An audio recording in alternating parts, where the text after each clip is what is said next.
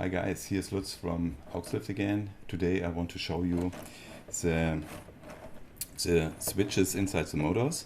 You can see when I turn this timing ring that the gear goes up and goes down. On the left and the right side you see the thread, and the thread turned the gear, and comes the gear to the red piston, goes up and switch off the light. We turn the direction, the light goes on, and when we turn to the other side, and the lamp goes on.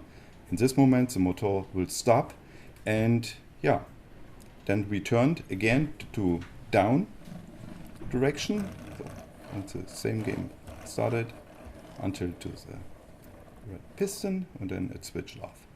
So this is a basic function from the switch inside the motors.